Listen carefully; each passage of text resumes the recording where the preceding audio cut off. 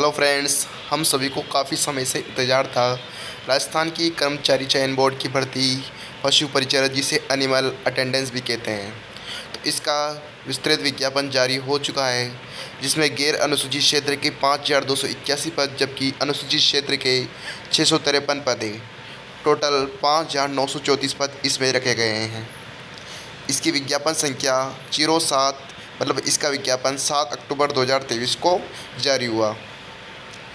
अब बढ़ते हैं विशेष नोट। ऑनलाइन एप्लीकेशन फॉर्म इसमें भरे जाएंगे। में समस्त वंचित सूचना अवश्य अंकित करें। ठीक है। ऑनलाइन आवेदन भरने से पूर्व बोर्ड की वेबसाइट पर उपलब्ध इस विज्ञप्ति को ध्यानपूर्वक पढ़ लें तथा इसमें गए निर्देश को ध्यान से रखते हुए आवेदन भरें। कोई सूचना गलत या अपूर्ण भरने पर आवेदक का आवेदन पत्र रद्द कर उसे परीक्षा में वंचित रखा जाएगा, जिसकी जिम्मेदारी स्वयं आवेदक की होगी तथा गलत सूचना या अपूर्ण आवेदन के सुधार हेतु पत्र व्यवहार स्वीकार नहीं किया जाएगा। मतलब आपको फॉर्म फिल करते समय सारी बातें ध्यान रखनी है, किसी प्रकार की मिस्टेक नहीं करनी है। आरक्षण की स्थिति एवं नियुक्ति प्रक्रिया राज्य सरकार के निर्देशों एवं नवीनतम नियमों के अधीन परिवर्तनीय होगी। अब देखते हैं ऑनलाइन आवेदन इसमें कैसे भरे जाएंगे। बोर्ड द्वारा ऑनलाइन एप्लीकेशन फॉर्म लिए जाएंगे, जिन्हें राज्य के निर्धारित ई मित्र पर या फिर जन सुविधा केंद्र के माध्यम से भरा जा सकता है। ऑनलाइन आवेदन पत्र भरने से पूर्व सर्वप्रथम अभ्यर्थी विस्तृत विज्ञापन का अध्ययन आवश्यक रूप से करे। तदुपरांत ही अभ्यर्थी ऑनलाइन आवेदन करे। ऑनलाइन आवेदन करने की प्रक्रिया निम्नानुसार है। ऑनलाइन आवेदन करने के लिए अभ्यर्थी को बोर्ड के ऑनलाइन पोर्टल पर जाना है, जो कि है http://rsmssb.rajasthan.gov.in। इस पर रिक्वायरमेंट एडमिशन पर भी आप जा सकते हो। फिर उसमें अप्लाई ऑनलाइन लिंक आएगा, उस पर क्लिक करना, या फिर राजस्थान की हर एक विद्यार्थी या किसी की भी एसएसओ आईडी बन रही है तो आप उसके माध्यम से भी G2C के माध्यम से भी रिक्वायरमेंट पोर्टल पर जाकर उसमें फॉर्म भर सकते हैं, अप्लाई कर सकते हैं। इसमें वन टाइम रजिस्ट्रेशन, आप जानते हो कि एक बार वन टाइम रजिस्ट्रेशन करने के बाद सारे फॉर्म एकदम फ्री कर दिए गए, बिल्कुल फ्री आप इसमें सबमिट कर सकते हैं। अभ्यर्थी एक बार पंजीकरण शुल्क जमा करवाने हेतु किसी अन्य पोर्टल अथवा सुविधा का उपयोग नहीं करें। अभ्यर्थी एक बार पंजीकरण शुल्क का भुगतान आवेदन के अंत से पूर्व निश्चित करें, ताकि किसी प्रकार की भुगतान से संबंधित कोई प्रॉब्लम इसमें नहीं आए। आवेदक अपने स्वयं का ही मोबाइल नंबर, ईमेल आईडी दर्ज करें। अन्य किसी का मोबाइल नंबर या ईमेल आईडी नहीं जाए, क्योंकि जो भी सूचना दी जाएगी वो अपनी ईमेल आईडी पर भेजी जाएगी। आवेदक को ऑनलाइन आवेदन करने के पश्चात ऑनलाइन आवेदन पत्र क्रमांक आवश्यक रूप से प्राप्त होगा। वो यदि आवेदन पत्र क्रमांक मतलब कि एप्लीकेशन आई जो आती है ना, वो आपके फॉर्म सबमिट होने के तुरंत बाद आ जाएगी। अंकित या प्राप्त नहीं हो तो इसका अर्थ है कि उसका आवेदन पत्र स्वीकार नहीं हुआ है। आवेदन पत्र के प्रीव्यू को आवेदन का सबमिट होना नहीं माना जाएगा। अभ्यर्थियों द्वारा निर्धारित तिथि तक ऑनलाइन आवेदन जमा कराना अन्य होगा। किसी भी परिस्थिति में ऑफलाइन आवेदन स्वीकार नहीं किया जाएगा, सारे आवेदन ऑनलाइन लिए जाएंगे। आवेदक को आवेदन करते समय अगर किसी प्रकार की समस्या हो तो रिक्वायरमेंट पोर्टल पर आपको एक दिया होगा हेल्प डेस्क नंबर, या उस पर आप ईमेल कर सकते हैं। ई मित्र हेल्पलाइन नंबर भी ये आपको देख सकते हैं, इसमें दिया हुआ है। ऑनलाइन आवेदन संबंधित समस्याओं के लिए हेल्पलाइन नंबर पर आप क्लिक करें। और आपको समस्त सूचना कहाँ पर मिलेगी? राजस्थान के RSMSSB पोर्टल पर मिलेगी। इसमें वन टाइम रजिस्ट्रेशन में अपन जानते हैं कि CSC के माध्यम से वन टाइम रजिस्ट्रेशन कर सकते हैं, जिसमें आर्थिक रूप से कमजोर वर्ग या अनुसूचित जाति या अन्य पिछड़े या पिछड़े वर्ग, अति पिछड़े वर्ग और अनुसूचित जाति के लिए 400 रुपये, जबकि समस्त दिव्यांगजन के लिए भी इसमें 400 रुपये निर्धारित किए गए हैं। पशु परिचर्यक के लिए रिक्त पदों का आपको वर्गवार आरक्षण निम्न प्रकार है, आप इसमें देख सकते हो।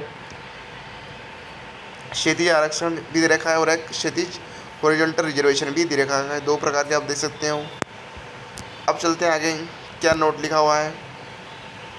महिला भूतपूर्व सैनिकों योग्यों के इसमें आरक्षण क्षैतिज रूप से होगा। ठीक है। विज्ञापन होने के उपरांत विज्ञप्ति में कमी या बढ़ोतरी की जा सकती है। अब चलते हैं इसमें आगे। आप सभी को पता है कितना क्या आरक्षण मिलता है। भूतपूर्व सैनिकों के लिए अलग से आरक्षण है। 12 जिले की शहरी आदिम जाति के लिए इसमें भी अलग से आरक्षण दिया हुआ है। उत्कृष्ट जो मतलब उत्कृष्ट खिलाड़ी के पदों पर है, उनको कुल रिक्तियों का 2% दे होगा, मतलब उनको पहले प्राथमिकता दी जाएगी। गेम्स भी इसमें बहुत सारे दे रखे हैं, आप सारे गेम्स देख सकते हैं, स्कूल गेम्स वगैरह। और अब देखते हैं दिव्यांगजन के लिए भी इसमें अलग से आरक्षण दिया हुआ है। वेतनमान देखते हैं इसमें। राज्य सरकार द्वारा इसमें 7वें वेतन आयोग के अनुसार पशु परिचर का वेतनमान लेट्रिक्स पे मैट्रिक्स लेवल 1 के आधार पर निर्धारित होगा। सीधी भर्ती द्वारा नियुक्ति प्राधिकरण प्रशिक्षक को प्रशिक्षण की अवधि के दौरान मासिक नियत पारिश्रमिक ऐसी दरों पर संदिग्ध किया जाएगा जो सरकार द्वारा समय समय पर नियत की जावे। इसमें आपको पता है कि प्रोबेशन पीरियड इसमें 2 साल का प्रोबेशन पीरियड दिया जाएगा, फिर उसके बाद जो सैलरी फिक्स होगी वो दी जाएगी। ठीक है, इसमें पात्रता देख लेते हैं। भारत में विधि द्वारा स्थापित किसी मान्यता प्राप्त बोर्ड से आपने सेकेंडरी या उसके समतुल्य परीक्षा करी, मतलब ये है कि अगर आप 10वीं पास है तो इसके लिए आप एलिजिबल है, आप इसका फॉर्म डाल सकते हैं, एनिमल अटेंडेंट्स का फॉर्म आप, और एक सरकारी नौकरी पा सकते हो। देवनागरी लिपि में लिखी हिंदी कार्य में करने का ज्ञान भी आपको इसमें होना चाहिए। और आप देखते हैं मुख्य परीक्षा में उपस्थित होने से पहले जहाँ लिखित परीक्षा और साक्षात्कार के 2 चरणों के माध्यम से की जानी है। पहले तो आपको क्या करना पड़ेगा, मेन एग्ज़ाम देना पड़ेगा, रिटर्न एग्ज़ाम देना पड़ेगा, फिर उसके बाद आपको क्या करना पड़ेगा, साक्षात्कार, मतलब आपका इंटरव्यू भी इसमें ले जाएगा। मतलब आपका जो चयन है वो 2 चरणों में किया जाएगा। साक्षात्कार में उपस्थित होने से पहले जहाँ लिखित परीक्षा और साक्षात्कार माध्यम से आपको चयन किया जाएगा, और यह एजेंसी या बोर्ड इसका लिखित परीक्षा करवाएगी। अन्य योग्यताएँ देख लेते हैं। स्वास्थ्य पशु परिचर के पद पर आपको मित्र अच्छे मानसिक और शारीरिक स्वास्थ्य का होना चाहिए। उसके लिए आपको डॉक्टर से सर्टिफिकेट लाना पड़ेगा कि आपका एक तो मानसिक और शारीरिक स्वास्थ्य अच्छा है, आपका चरित्र भी अच्छा होना चाहिए, आपका मतलब आपके पास चरित्र प्रमाण पत्र भी होना चाहिए। आपका हो गया डॉक्यूमेंट वेरिफिकेशन।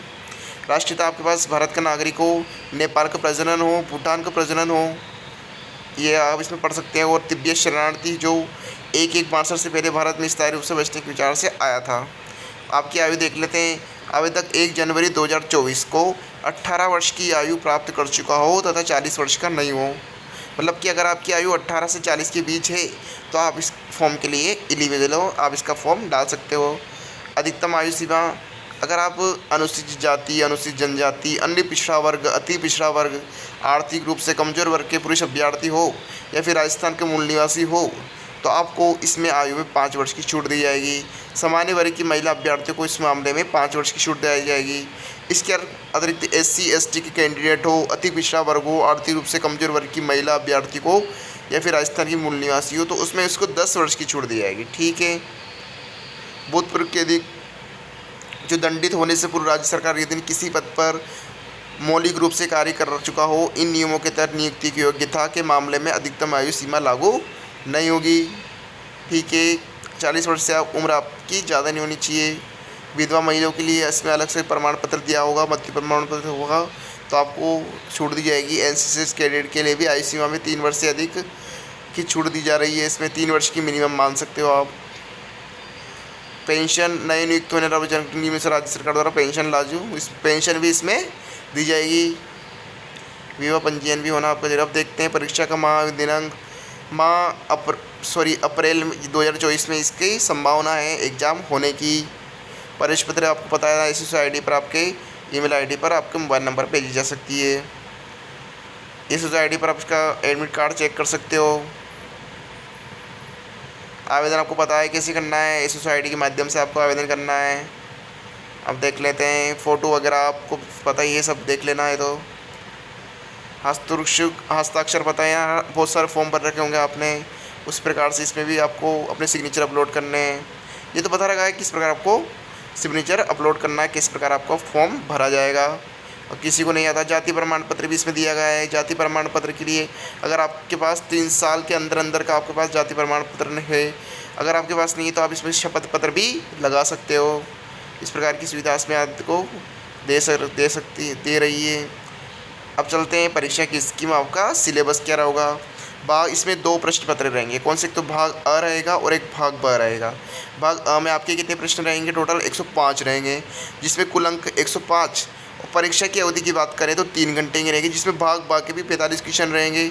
मतलब कि आपको 150 मिनट के 150 क्वेश्चन दिए जाएंगे।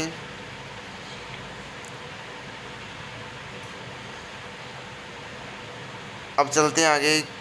मतलब आपको 3 घंटे रहेंगे तो 60 में 180 मिनट देंगे आपको, है ना। और कितने क्वेश्चन रहेंगे, टोटल 150 रहेंगे। और अंक भी कितने रहेंगे, 150 रहेंगे। और प्रत्येक प्रश्न 1 अंक का है। अगर आपका प्रश्न एक भी गलत हुआ तो आपके 1/4 अंक काटे जाएंगे, लेकिन पहले 1/3 थी। अब देखो आपके माइनस मार्किंग में कमी की गई है। इसमें क्वालिफाई नंबर भी दे रखा है, 40% आपको लाना अनिवार्य है। मतलब कि अगर 150 में से आपके 60 क्वेश्चन सही हुए तो आपके 40% बन जाएगी और आप इसमें क्वालिफाई हो गए।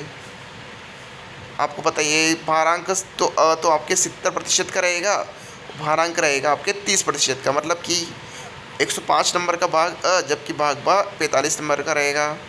तो फ्रेंड्स सभी अपना फॉर्म भरे, क्योंकि आजकल सरकारी नौकरी मिलना बहुत मुश्किल है। तो नौकरी चाहिए तो आपको पढ़ना तो पड़ेगा ही सही।